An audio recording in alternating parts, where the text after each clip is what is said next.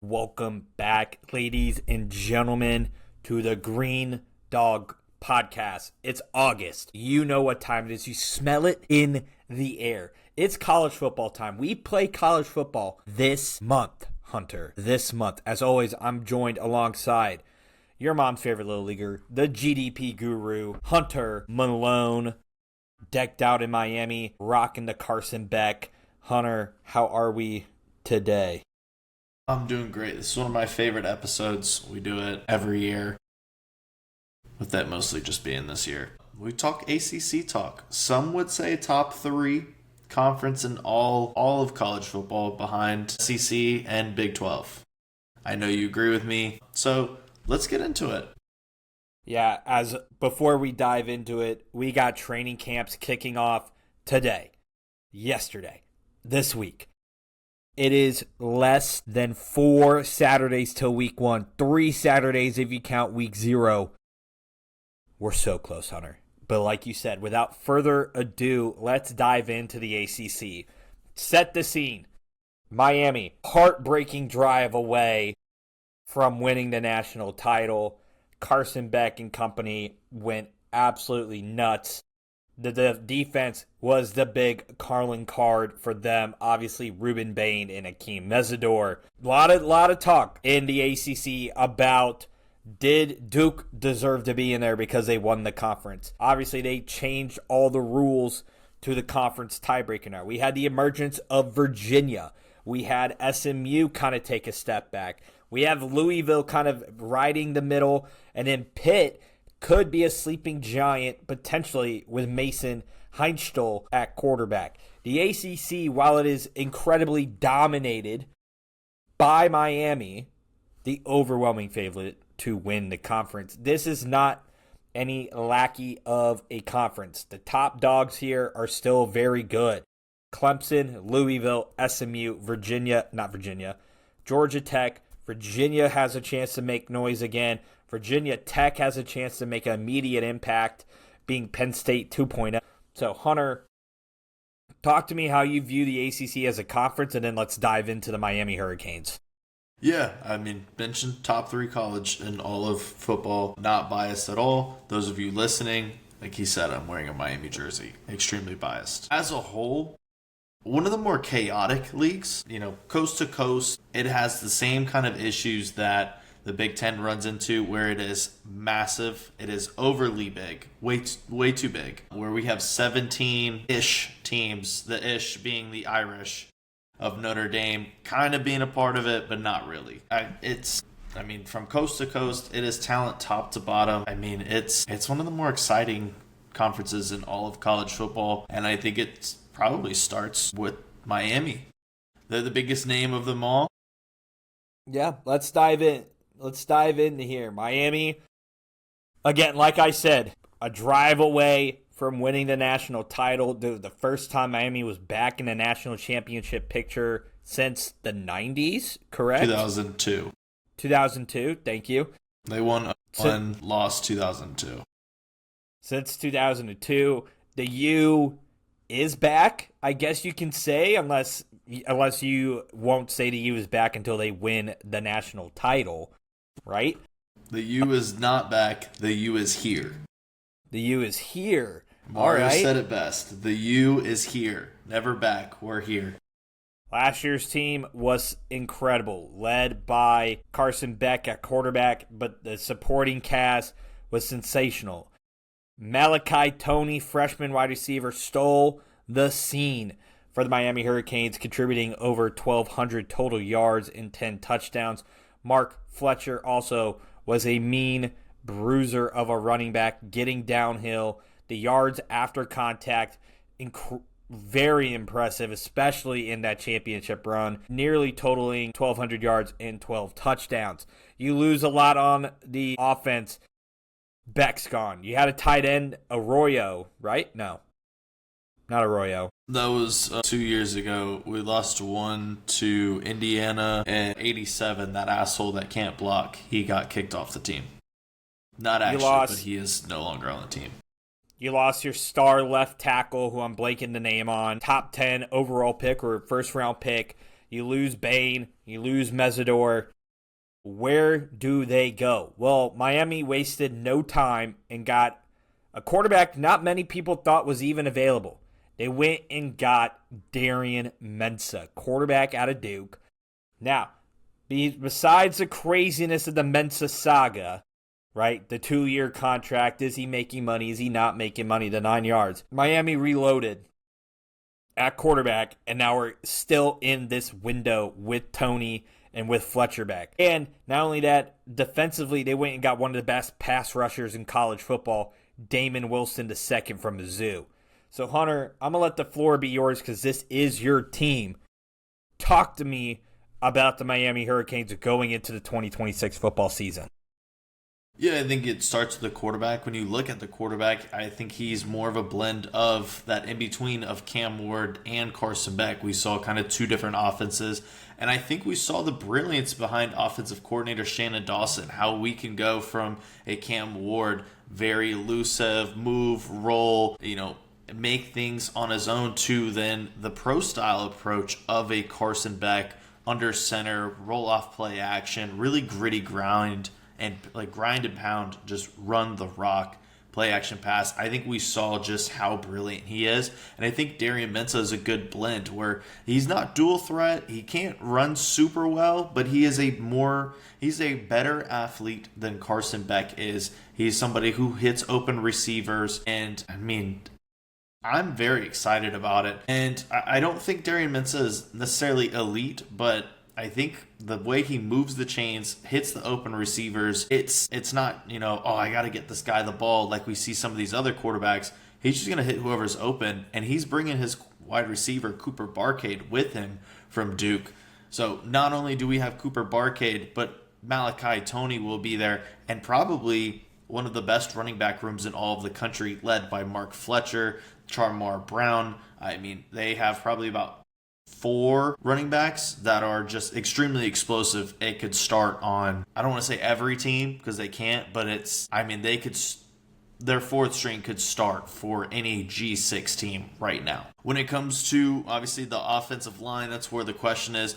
You come in and replace it with one of the top freshmen coming in with Jackson Cantwell. He's going to immediately anchor that left tackle, so there is not a whole line shift. It's just kind of plug in place. You question the defensive side. Well, Blunt, Scott, and Moulton are all coming back. Moulton Sr. and Scott are returning starters. And then we just have to replace one of the edges. And you go ahead and get Damian Wilson, who I remember from Georgia. You asked me, hey, this guy's transferring in from Missouri. How good is he? I was like, he's got one of the quickest twitches off the ball I've ever seen. He's got a beautiful outside move. Still working on that inside move. It has progressed and gotten better. But in college, you really just need one move. You don't need 2 or 3 encounters. Once you face the big dogs, you got to switch it up a little bit, hit a couple of stunts. They're going to be good. And that secondary was young last year. Obviously, we had Fitzgerald, true freshman safety. He's gotten experience. And when we needed him most, he's the one that came up with the pick against Texas A&M. I think all of the guys that were young got experience, great reps, good playing time in those, especially Malachi Toney. And those new guys that come in, Cooper Barcade and Darian Mensah has done something that the university's football program has never done. They've won an ACC championship. So you bring that championship pedigree over here to Miami, who is looking to not only win their first ACC, but their first national championship since 2001. I think it's without a shred of doubt, me and you both probably have Miami as the overwhelming favorite to win this conference. I'm going to talk about who I have as the number 2 team in the conference, and that is the SMU Mustangs. And I think this team is a sleeping giant in this conference, getting a little bit underrated in terms of who they are as a team. I love Kevin Jennings as a quarterback, and I love Rhett Lashley as a head coach. Lashley entering his 5th year as coach. Kevin Jennings going into his 3rd and final year at QB with his final year of eligibility. Last year had 3,641 yards, had 26 touchdowns, but had 13 interceptions. This team offensively very good, but a little bit sporadic and all over the place. This team 2 years ago with Kevin Jennings and co. did make the CFP, and they won the ACC. Now, this is going to look like a very new offense. They're bringing in 2 wide receivers. Not bringing in 2, but Yamir Knight and Jalen Cooper are going to have to step up into a bigger role this season. They brought in tight end Theo Mellon Orstrom from A&M. The defense got a whole new look on the D-line with Malcolm Alcorn, Crowder from K-State, and Marquis White from the UMass Minutemen. Linebackers Alex Kilgore and Brandon Booker are still here, and it's probably the surest thing on this SMU team. And I think this SMU team's schedule also really lends itself for an opportunity for them to be at the top of the pack. Let me just list this off for you, Hunter, here. They're going to start the season at Florida State, UC Davis, at Louisville, probably a 50-50 game, Missouri State, Boston College, Virginia, California. California is a loss or Virginia is a loss? Virginia. I'm very high on Virginia. Syracuse, at Virginia Tech at home, Wake Forest, at Notre Dame, at Stanford. You're looking at potentially 2 losses in the ACC. 3 total, 2 in the ACC. Notre Dame, not in the ACC. Get a conference. But I think you only have true 2 50-50 games with Louisville and Virginia, right? And even Virginia Tech, depending on how they look, could also be a 50-50 game as well. But Louisville, to me, I think is a really great barometer. Like, I have Louisville finishing 3rd in the conference. They are also very, very well maintained with Coach Jeff Brom. But the wide receiver core is a massive question mark of, like, can they get up to speed, right? They just lost nearly 1,200 yards of production from 2 wide receivers last year. And now they got to replace that. And Yamir Knight had 600 yards receiving. That's 3rd on the team. Now he's got to go and step in and be this number 1 guy. I have a lot of question marks about this wide receiver core. And then the second question I have is, can they kind of recover from a kind of potentially brutal... Oh, excuse me, I'm reading my notes for Louisville on the second part. But can the defense step up consistently, and can they actually contend in the ACC, but maybe finishing the year at 10-2 with a 1-loss ACC record potentially as just a middling floor for the Mustangs of SMU. Yeah, your 2-3 is my 3-2. We've got them swapped. I think we're very high on both of these teams. I think you hit SMU on the dot. I have them with 3 losses. I have Louisville with actually just I believe the 1 loss. I do have them going undefeated in conference. Their conference schedule isn't very hard. I mean, they completely duck Miami. They completely duck Virginia. They miss out on Clemson. This is one of the and easiest... Virginia Tech, both Virginia Techs. Yeah, so it's one of the easier paths to the ACC championship game and to get to Charlotte. I have their 1 loss being against Ole Miss and Tennessee week 1, but then to be able to recover against Villanova, who was actually no slouch. I mean, they're one of our FCS favorites to be in the playoffs. So that's not an easy team to beat. That's no walk in the park cupcake. But I think with Louisville, what I really like is Isaac Brown, and I think you just have to hand it off to him and just let him eat. I think Lincoln Kienholz is going to be the starter. I think it's pretty much his to lose. But what I don't love is that this is the second year that Louisville is knowingly taking a backup. It screams we're doing the most with the budget. Yes, you compete at a high level, but you don't come out on top. I don't love that recipe. However, last year with Miller Moss, it did end up working out in their favor. They produced very well. But Lincoln Kienholz, coming out of high school, I didn't know this. He came out of South Dakota. I had no idea he played high school in South Dakota, let alone goes to Ohio State. Just couldn't win the job. No slouch to him.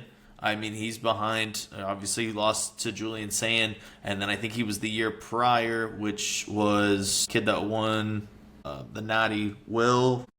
He plays for the Steelers now. But you know what I'm saying. So I'm not sure how he got to Ohio State from South Dakota high school. So then I watched his film because I didn't get to watch him very much at Ohio State. And dude can run a little. He's got that dog in him. And I found out that he is all state in basketball and baseball as well. Dude is an absolute athlete. He played wide receiver and safety in high school too. Ball zips off the hands. And most importantly, Coach Bohm knows what to do with quarterbacks. He is a quarterback whisperer. We saw it early on, Jordan Travis. We saw the resurgence for Miller Moss. He knows how to get the most out of his quarterbacks. I think Lincoln Kienholz will be brought up and put into success. I think you'll see a lot of play action run, especially with Isaac Brown taking over. I think you'll see the emergence of Trayshawn Hurry. I really like what they've got going on. As long as Lincoln Kienholz and Isaac Brown stay healthy, this offense will be talented. And the only thing I question with the defense is, just can they stay consistent like they did last year? Yeah, I wrote down, can they get after the quarterback? Because really, the only guy coming back with Cleve Lubin. Last year he had 8.5 sacks, 13.5 tackles for loss. So you bring that back, that's pivotal for this defense. But they also got the secondary is made up of entirely transfers. Like I wrote down, they got DJ Waller from Kentucky, Cohen Entrigner from Iowa, TJ Banks from Ole Miss, and then Santana Wilson from Texas. Like, you got a lot of – the offense isn't the worry. It's can the defense gel quick enough? Because you do have – the Ole Miss game's kind of a wash. You get Villanova to kind of get ready again. But Villanova, like we said, is no slouch with Mark Ferrante at the helm. And then you get SMU. Like, both teams kind of have to be ready to go in that Week 3 bout. Because whoever wins this game, more than likely in Week 3, it's really crazy to put championship expectations on two teams in Week 3. But genuinely, the winner of that game will probably be facing Miami in the championship, right? So it's a pivotal Week 3 matchup. The running game is going to be outstanding. They brought back not only Isaac Brown, but Kaywan Brown as well, who had 704 yards last season as well with 6 touchdowns. Like, this is a run-first heavy team. I think they're not going to ask Lincoln Kienholz to go, put the game on his shoulders and be Superman.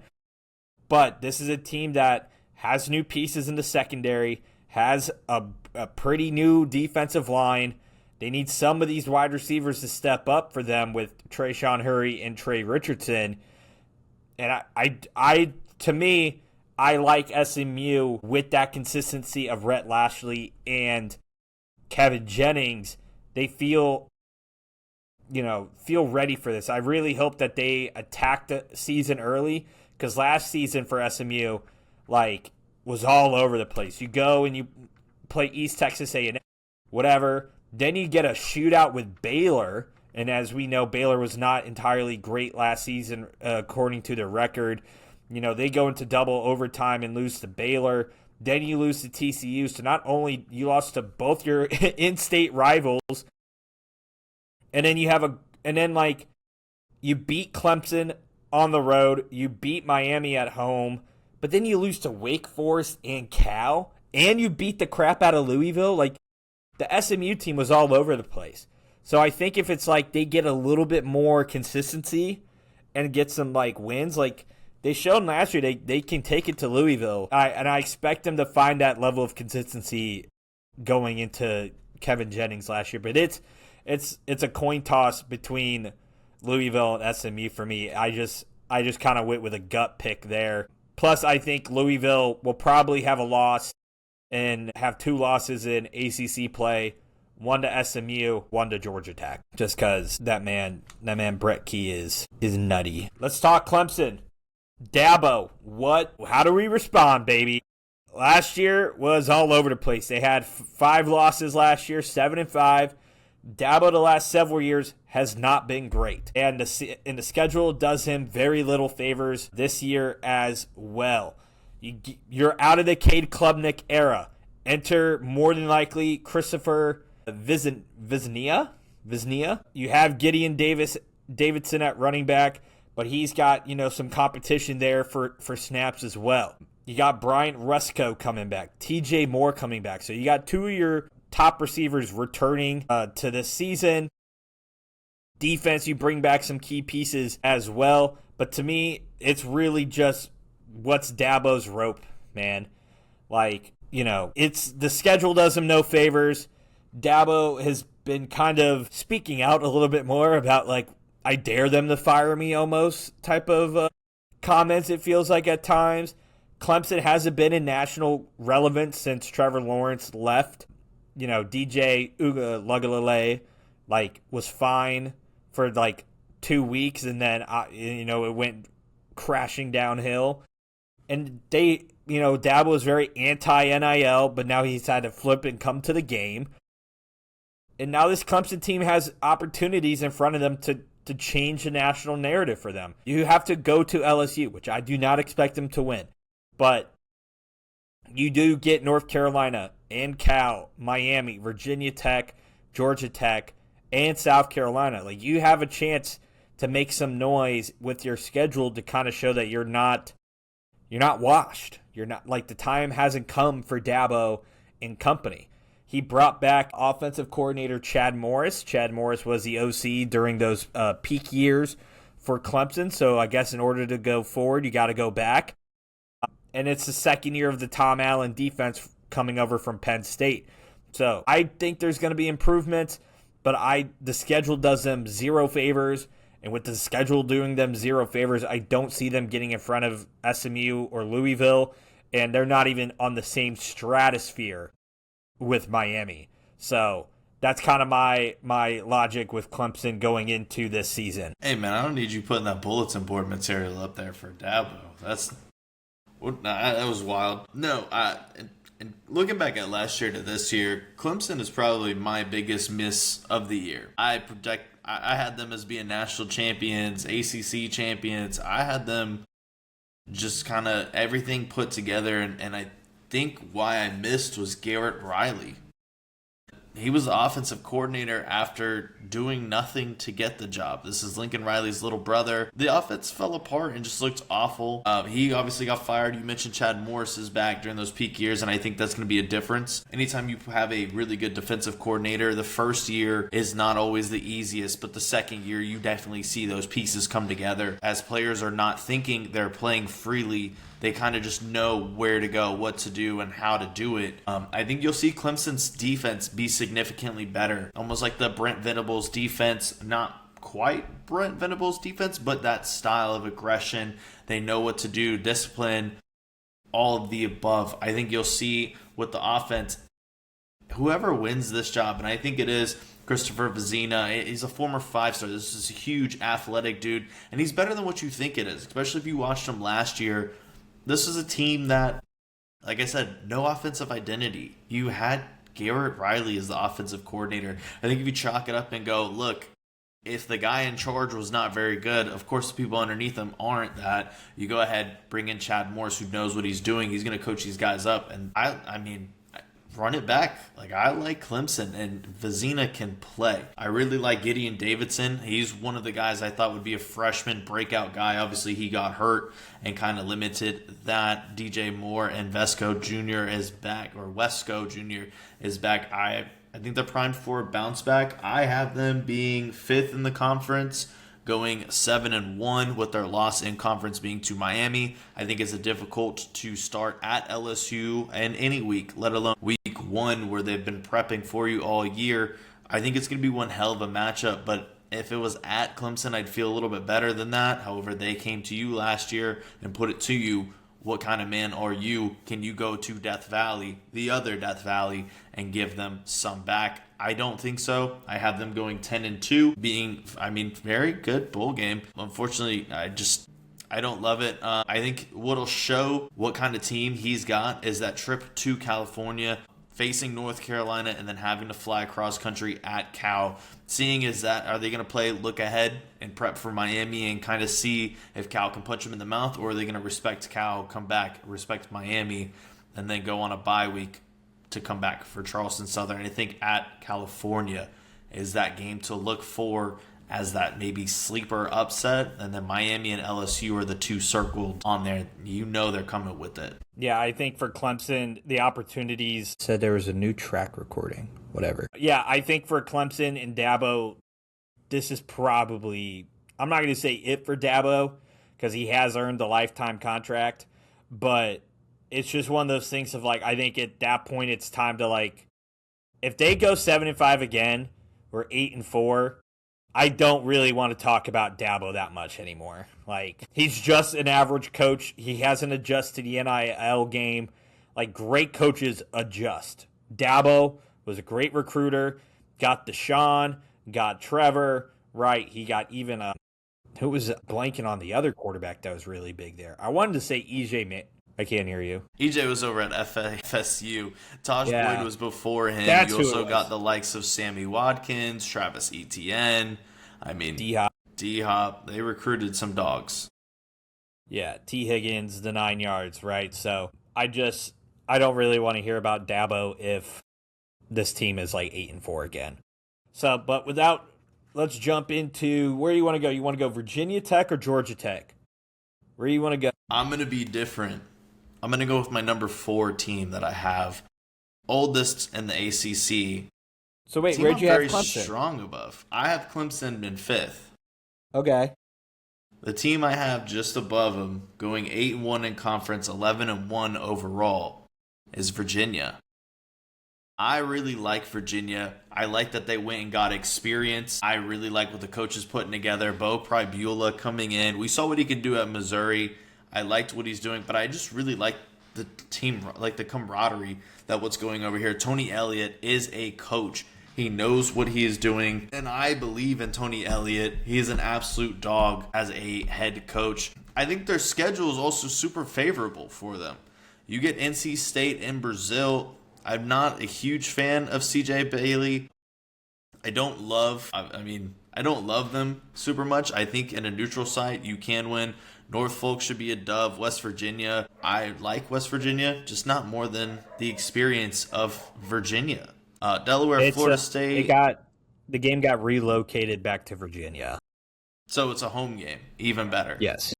So a home game against NC State. I knew that Brazil wasn't right. Delaware, Florida State, Syracuse, those are going to be just easy dubs. I think SMU is going to be show me how good you really are. Going to SMU, having to face Kevin Jennings, who I think we both have very highly.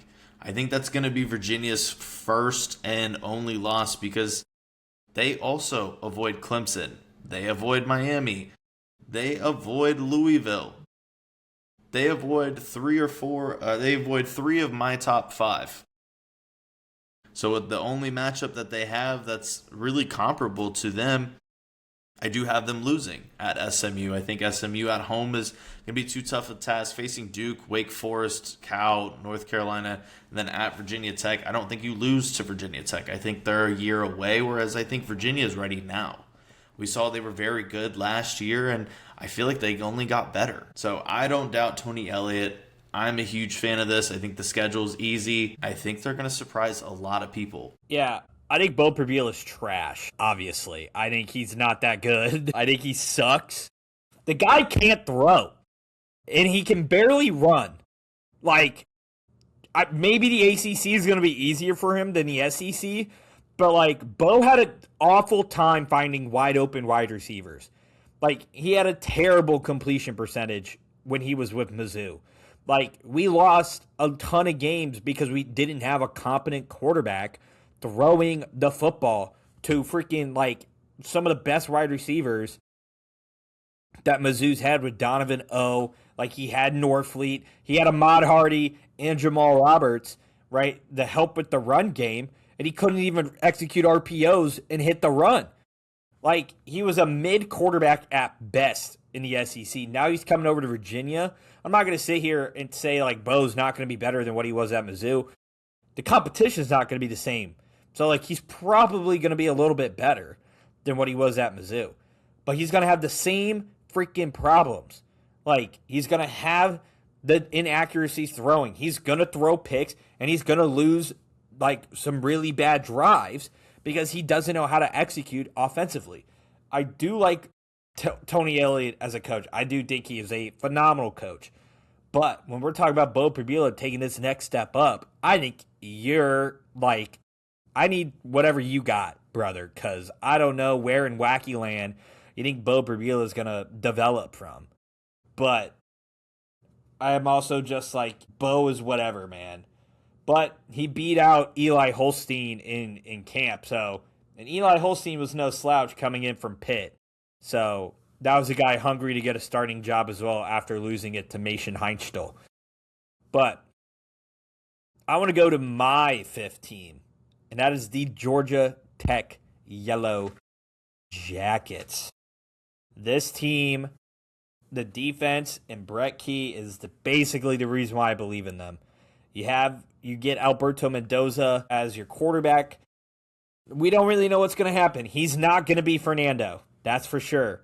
But I don't think he needs to be. They brought in one of the best running backs in the transfer portal and got Justin Haynes from Michigan. This team is really heavily focused back on defense, as it always is, right? Amontre Bradford on the edge. You have Kyle Efford and EJ Lightsley coming back as well.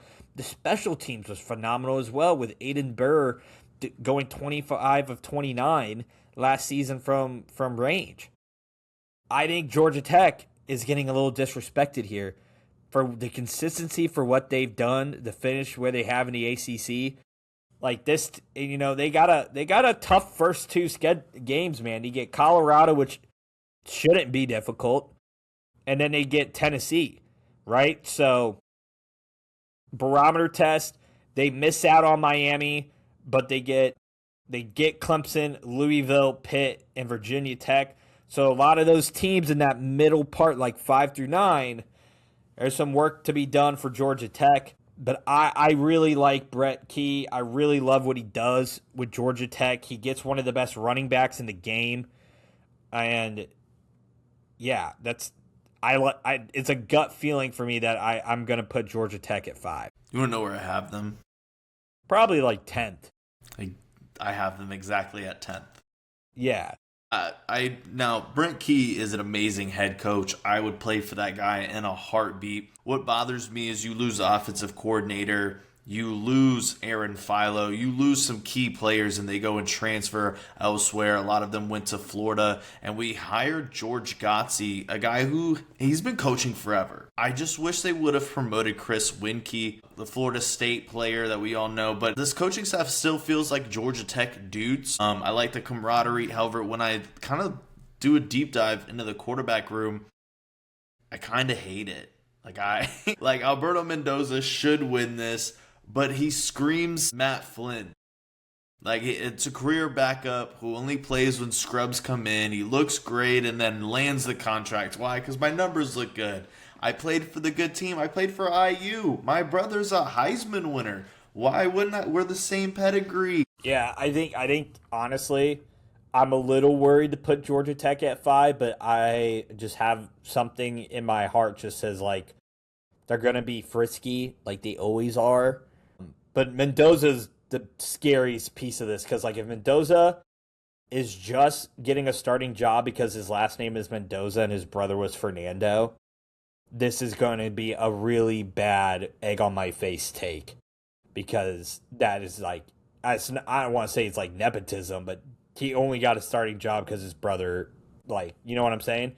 That's part of the reason why I think he went to Indiana, was because Fernando went there. Fernando's Alberto was never, like, really an issue. Actually, Alberto was there first. Yeah. I think his only Power 4 offer was to Indiana.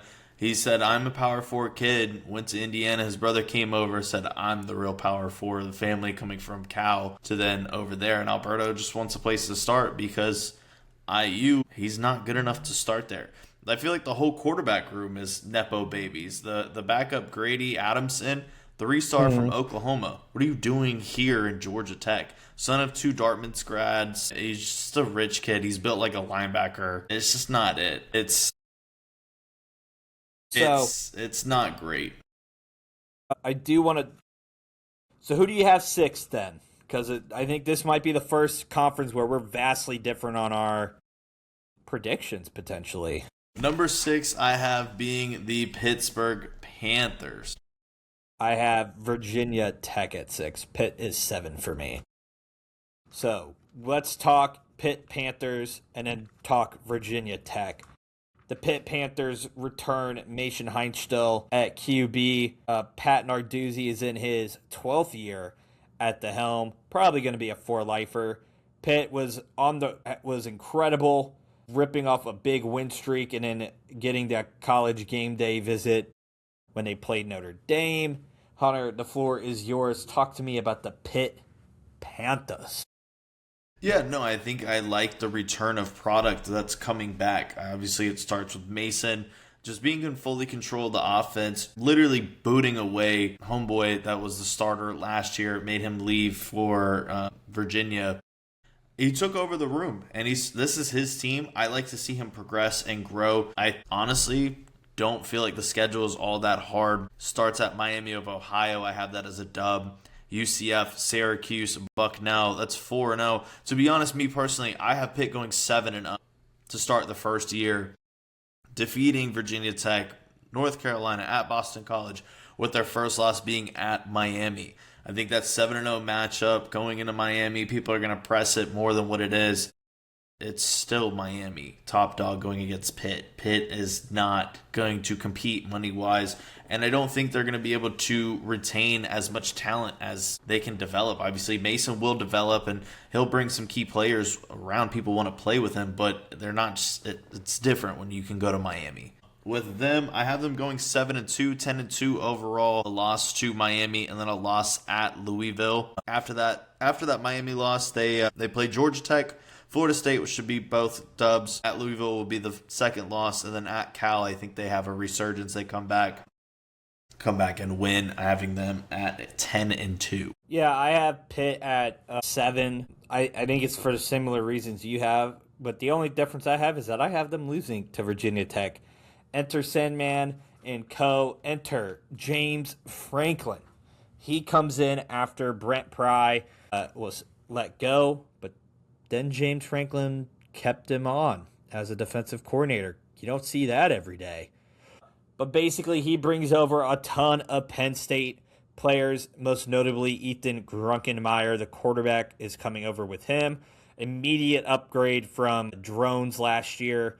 But they get Marcellus Hawkins and Aiden Green as key offensive pieces, right? You got Kamari Copeland shoring up that D-line as well on the interior. Noah Chambers on the linebacking core and Tyson Flowers back in the secondary. And the reason why I have Virginia Tech super high is that, like, in the ACC, it is much easier to turn around a program than it is in any other conference, I would say, in this current day and age. And Virginia Tech is donating and giving James Franklin notable, sizable resources, financially, facilities, the administrative support is up there. They know they have to get football on track. And when you have that type of backing from a university standpoint, and you're going to give James Franklin the longest runway possible, and he brings over this level of talent, I trust James Franklin as a coach. He's one of the better coaches in the ACC. He's going to get this Virginia Tech team right. Blacksburg is going to be an incredibly tough place to play when they start winning. And again, the schedule is a little bit in the middle here, but I can see them beating Pitt. I could see them beating Cal. A 50-50 game against Georgia Tech, right? I genuinely think you have a 50-50 game against Clemson. And then you have SMU. I have them losing. You go to Miami, lose. And then Stanford's a win. And then you got a 50-50 game against Virginia that I see them winning as well because screw Bo Pribula. So that's kind of my logic there with Virginia Tech. Now, the pendulum can swing the other way, and they can be in the bottom half of this if they lose to Pittsburgh, to Cal, the losses can add up quite quickly. But I'm kind of playing the law of averages over here, and I'm fiddling with something. I like Virginia Tech in that 6th spot, Pitt at 7, which leads me to my 8th team. Is this your 8th team? The California Golden Bears? No. Who? Do you have NC State? I do have NC State as being 8. Okay. I have Cal at 8.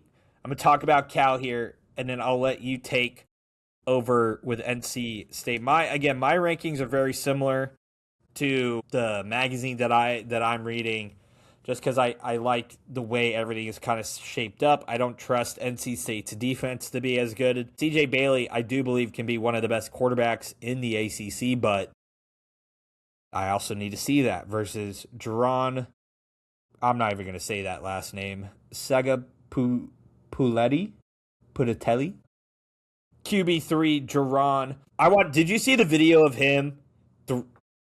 It switched over to him throwing right-handed, and it was just gorgeous. Yeah. That's really the only reason why I have Cal at 8, is he's going to win them games. He's going to get pushing the ball downfield. The defense is going to take some strides up. And also Cal football Twitter is also hilarious. And that's my logic. Yeah, I like JKS a lot. Absolute stud. Obviously, last year, 3,500 yards passing, and they let him throw that thing.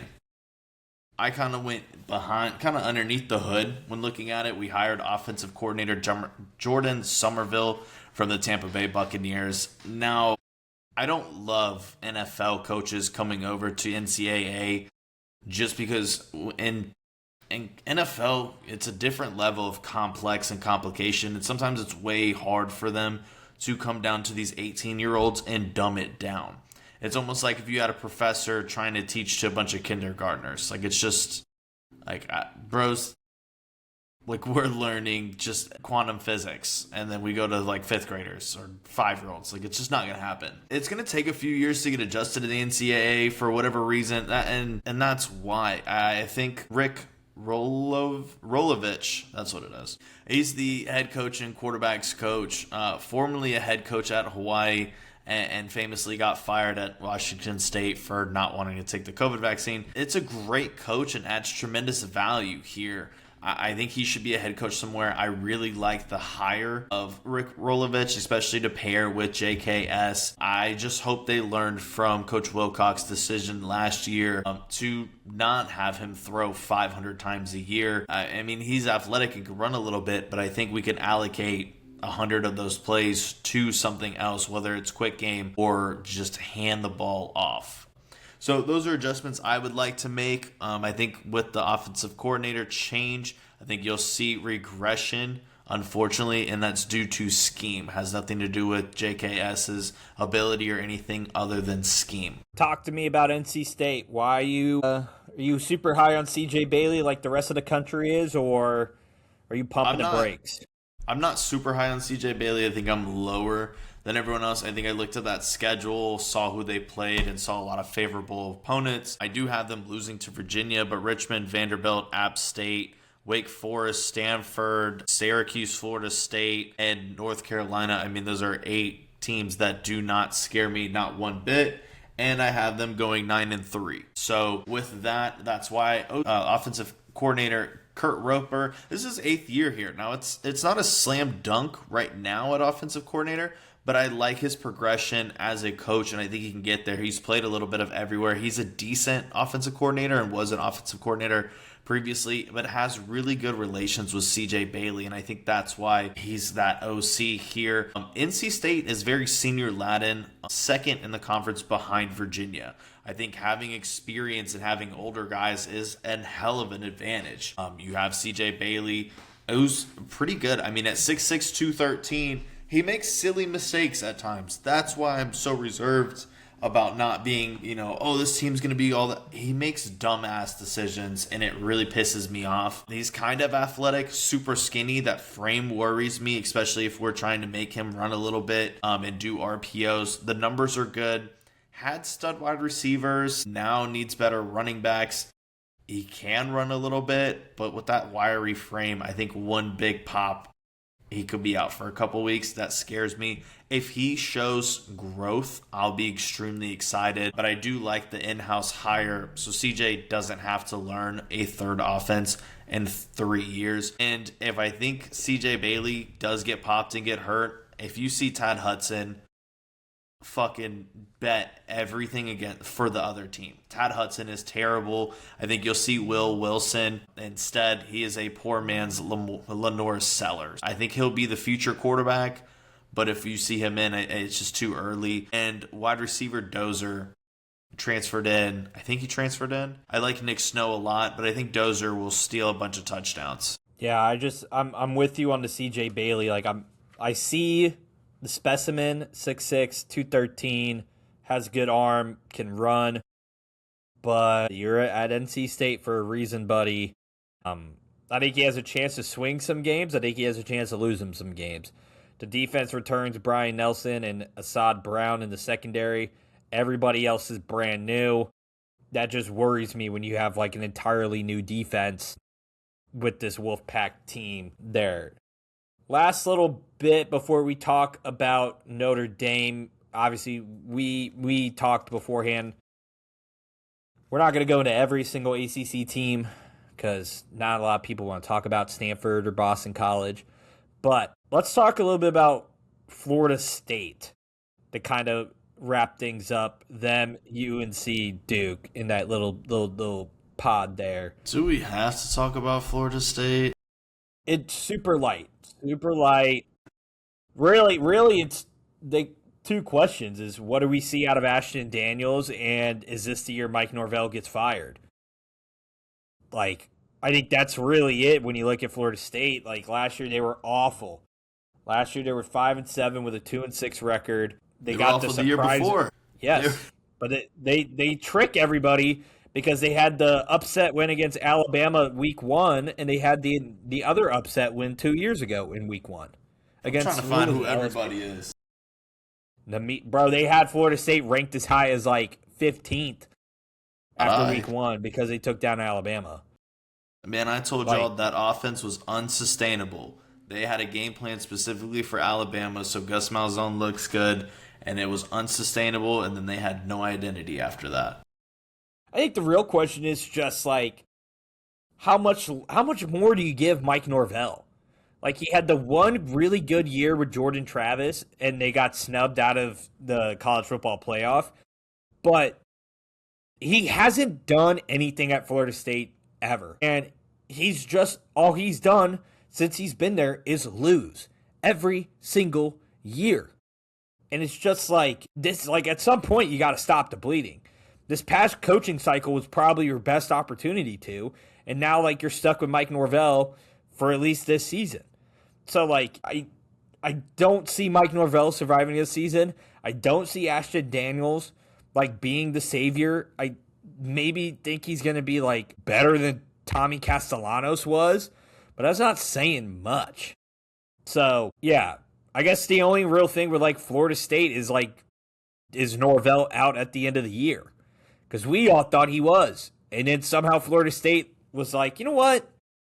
He's not that bad, is he? They don't have the money for it. That's what their big thing was. And I think what bothers me the most, so you mentioned Jordan Travis. Yeah, because they're still paying Jimbo. Yeah. I think what bothers me is we talk about Jordan Travis like his ass wasn't recruited in 2019.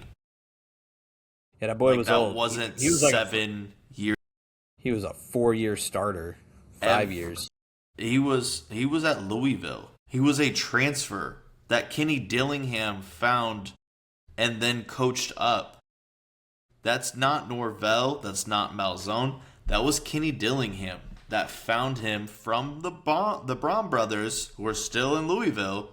So Jordan Travis came over already very well coached, and Kenny Dillingham then brought him even higher. Every high school and transfer since Kenny has left has been absolute dog shit. I don't know who's doing their evaluations, but they need to get off the 24/7 sports or rivals. Don't let them throw those stars and think that they're good. It is horrible. And now that Gus Malzahn's retired, they went and got Austin Tucker. It's his first year as a quarterbacks coach. 7th year in-house. If we have been dog shit for years, why are we improving? Who's getting promoted here? The product has gotten worse and worse. And what bothers me is Mike Norvell knows he's a dead man walking. And last year, as soon as shit hit the fan, he lost the entire team. You don't think the whole team right now knows Mike Norvell is gone? That they could just do whatever they want, right? Like, dude, Mike, your ass is on the line, and what are you going to do about it? You signed Ashton Daniels? What is that? And don't tell me you don't have money when you're threatening to leave the ACC and trying to go to the SEC. When you spent millions on Tommy Castellanos, don't tell me you don't have money. Why didn't you outbid Miami for Mensa? Where were you for the Sorsby sweepstakes and the Sam Levitt sweepstakes and all, like, where were you for any of them? The Kenny Minchie, you went and got Ashton Daniels. What in the world are we thinking? Like, that's not somebody that I would want to go to battle with, especially out on the football. I can't take pride in that. And it's not just because of their ugly garnet and gold. If this was Miami, it wouldn't be. But if it was, I would be losing my mind. It bothers, like, Ashton Daniels is not a good quarterback. Yes, he's out of Buford, Georgia high school, so there's talent there. He goes to Stanford and then leaves Stanford when he had the starting spot to go compete at Auburn. Finally won the spot, kinda. It was like a 3-team revolving door. That was a mess. He's got 24 starts on his career before coming here, so at least they got somebody with experience. But I mean, I guess at least they finally found a quarterback that's not going to quit midseason like Tommy did to Boston College. But my job's on the line, my livelihood, my family's, like, this is what supports my family. We're going to battle with Ashton Daniels. You're not a serious coach. You're not serious about this. And your backup is Dean DeNoble. It's affordable depth. And Kevin Sperry looks decent, but he's a 4-star. Bro, if he can't beat Ashton Daniels, he needs to go to, like, East Michigan and learn how to play. He's just there at this point.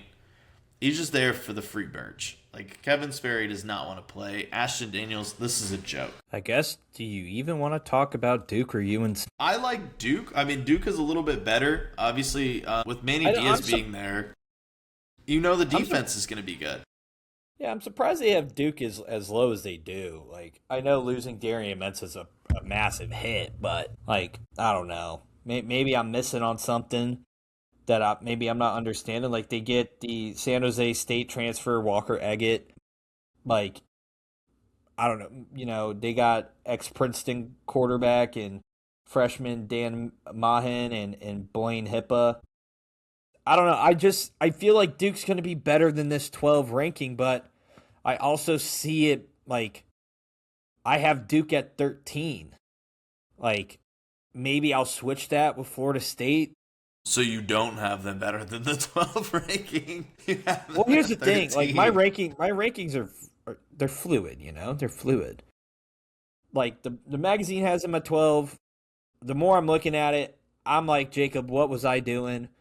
Like, I probably have them maybe in front of NC State, so at that 10 spot.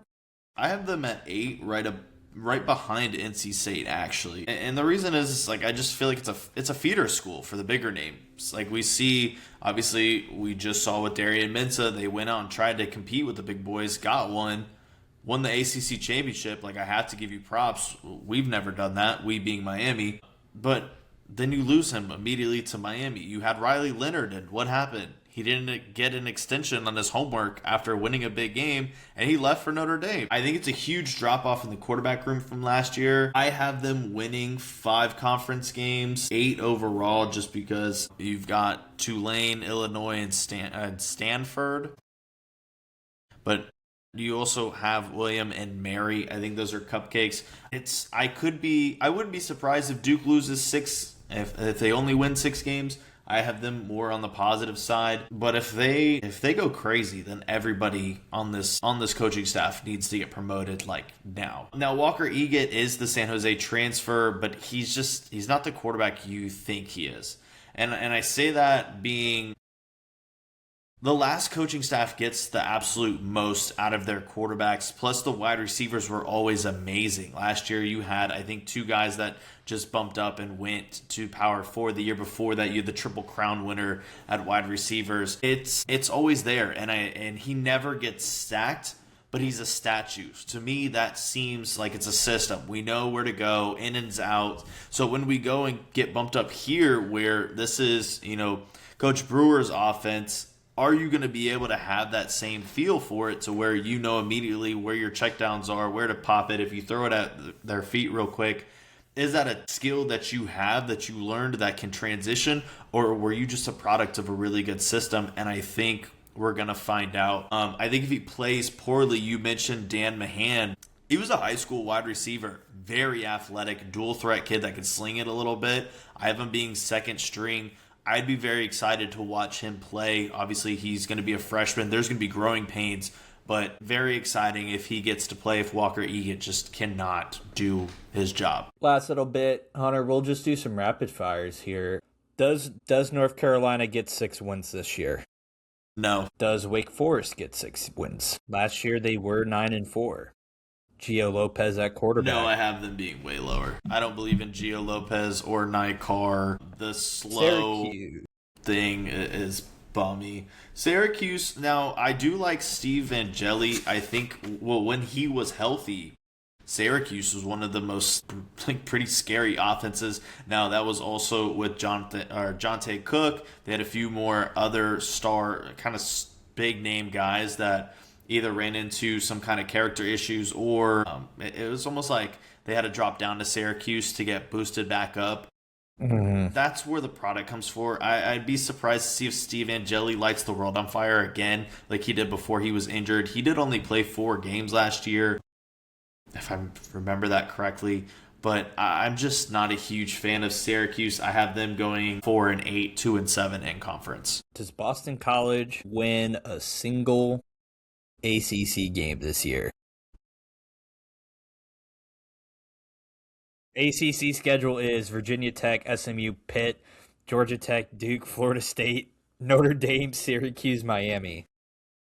I have them winning one game, and I think it's against Syracuse. And what I think is going to happen is instead of prepping for Notre Dame, I think they spend the 2 weeks prepping for Syracuse. Is what they just punt Notre Dame. And they play Syracuse, and they go ahead and get one. But I like Mason McKenzie. I like the quarterback. I just don't love the Boston College. He's a SVSU transfer from D2 from the GLIAC. That's the SEC of Division II football, if anyone gives a shit. 2 years ago, freshman of the year. Last year, MVP of the GLIAC. Led his high school to a state championship twice.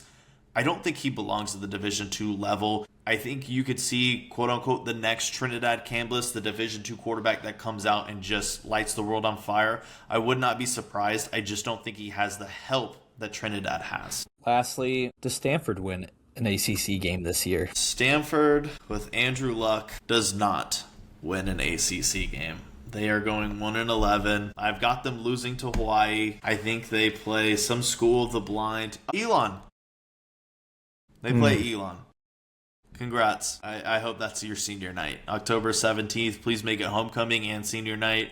It's going to be your only win of the season. Last, certainly not least, the honorary ACC team that we wanted to include in this because if not, we were never going to cover them in a preview.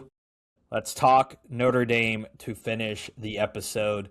The Fighting Irish caused a lot of controversy in the last year, right?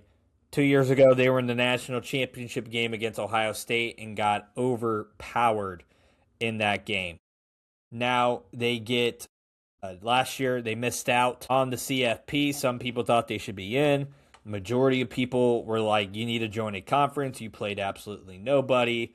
You played your 2 biggest opponents and lost to both of them and didn't really do anything that crazy the rest of the way.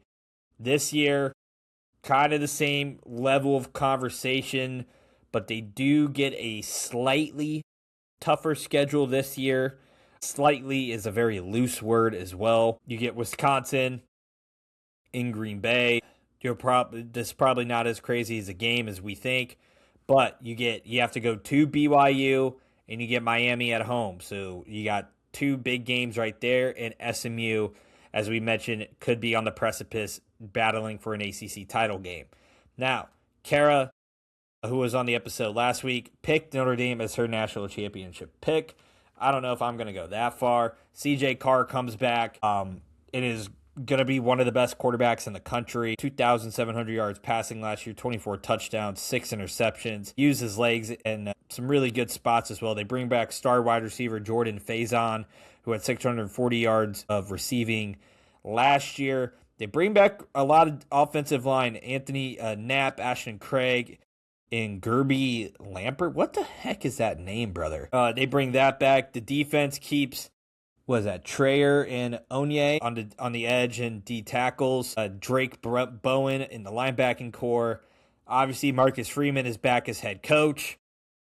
But you lost two of the best running backs in college football last year with Jeremiah Love and Jadarian Price. You lose Kenny Mitchell, the backup, so I don't know how great that quarterback depth is going to look if CJ Carr goes down. Kenny Mitchell, excuse me.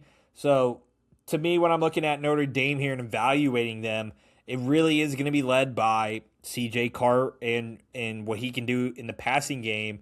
And I thought at moments last year, CJ Carr had glimpses of excellence. I thought he looked really good at times. The Miami and Texas A&M games, those were games where I looked at him and I was like, dude, you are playing like a freshman.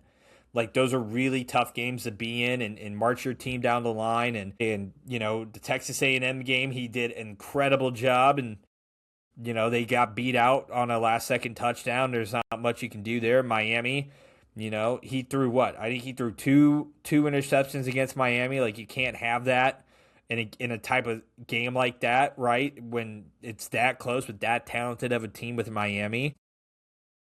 And so when I'm evaluating CJ Carr, I'm high on him. I think he has a chance to be a top 5 college quarterback this year, and he has the talent, the arm talent to do it. I just need to see him clean up the ball a little bit. I mean, the 24-6 is a pretty good ratio. But again, the talent level isn't exactly most of those interceptions came against A&M and Miami. And then obviously Notre Dame, being sad little wusses, also did not play in their bowl game because they felt they were slighted. At the time, I was pro Notre Dame. As a grown man with time to relax and actually evaluate it, Notre Dame got what they deserved. You gotta play some teams, and yeah, the head-to-head mattered. So, with that, Hunter, I know you don't want to talk about Notre Dame, but give me something for Notre Dame. It can be just give me something. Yeah, Notre Dame fashion. I think I'm gonna opt out of this line of questioning. All right, and with that, we have been. Listen. The one thing I will say about Notre Dame is they're going to be up there again. You're going to hate their schedule. Yeah, they play nobody. They play nobody. They have 3 tough opponents. I'll give you 3 tough opponents. 1 on the road, 2 at home. I think what I hate is that Wisconsin's going to be better this year, so that early win against Colton Joseph, who's still trying to figure out the offense, is going to look better later in the season, especially with them being like, it was a neutral site in Wisconsin, Green Bay, Wisconsin. That was Notre Dame's argument last year, was that like USC got like a big win late and Pitt had a big win. And they were like, well, we didn't play cupcakes. Look at these guys. And it's like USC had 4 losses, dude, and Pitt had 7. Like, not 7, but it's like you beat Pitt, but your competition beat Pitt worse than you beat them, and they beat them at Pitt. It was like the 4 comparable games, Miami beat the same opponent worse. And then first round of the playoffs, you didn't beat A&M. Miami did. Like, I think that game alone showed, hey, we belong here. We didn't screw that up. Now, granted, I will admit there was a huge mishold at that A&M game, but one game and one call does not – it doesn't decide the whole game. You had 60 minutes to figure it out. And one play, there's not holding on every play. There is holding on every play, and it's not called. So are you able to overcome things like that? And so they just weren't. They ended up playing the rest of their schedule. The 2 biggest games that you knew you had circled and that you were able to prep all off season for. You were able to prep for both games. You had all fall camp, all of August, and you went into Miami and lost, and they dominated. I don't care what the scoreboard says. They dominated, let their foot off the gas, put in second teams. You guys scored a couple times. They threw back in the starters and then fucking kicked your ass again and won. Like, it was a complete domination, and everyone that's scoreboard watching was scoreboard watching. Just say it.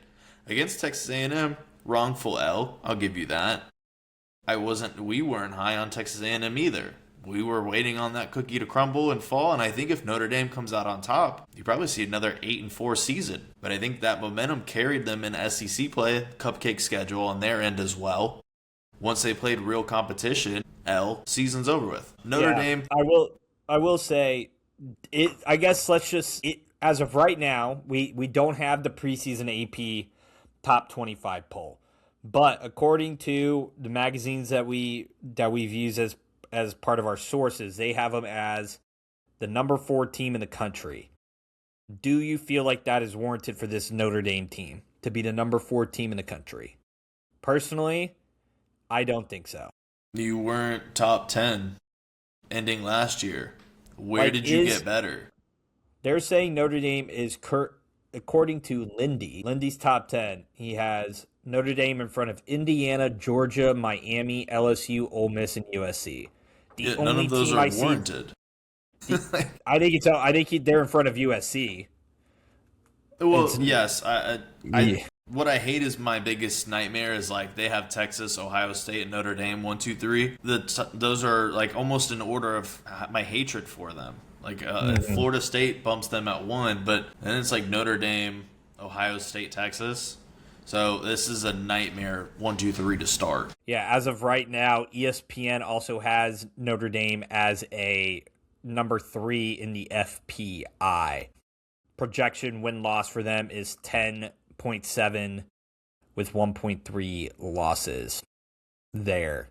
So everyone's really high on Notre Dame. I don't think we're as high on Notre Dame because I think the offense is going to have a regression because as much as Notre Dame is known for running the football, Jeremiah Love, man, bailed you out of some games. Like when you watch him and he can fight for those extra couple yards, or he was so good in the pass game, like losing that level of player does affect the way your offense does operate.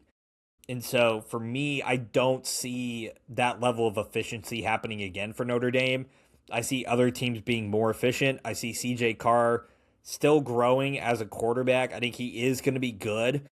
But again, you got those big games. You got to go win them in order to punch your ticket in the CFP. But we'll see. I just don't have a barometer for them until probably BYU.